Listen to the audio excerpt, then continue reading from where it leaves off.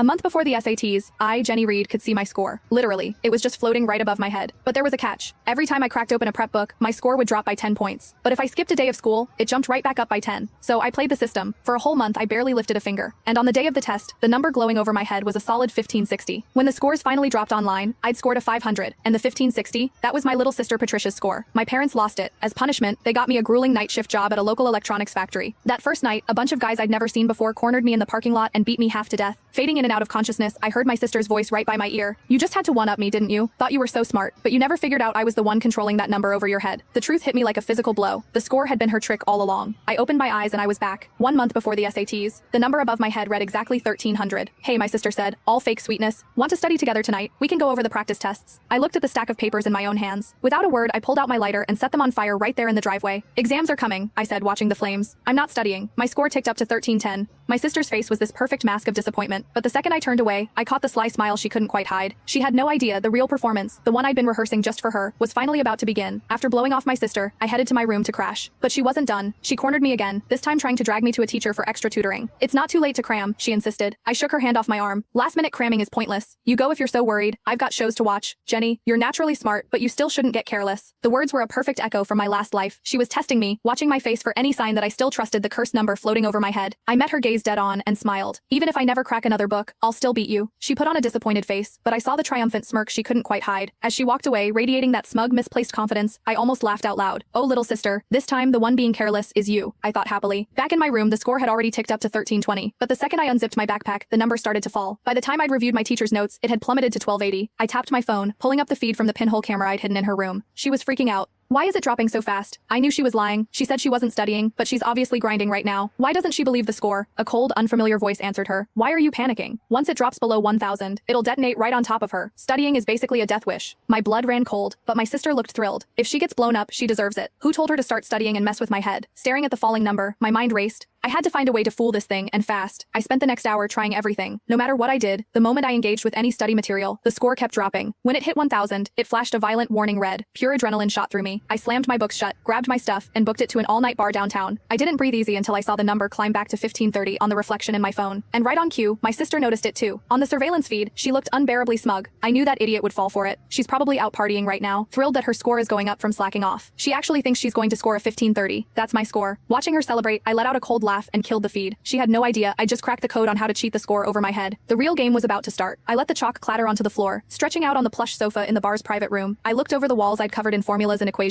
That's what I'd really been doing all night, and the score floating above my head hadn't detected a thing. A waiter knocked, telling me my time was up.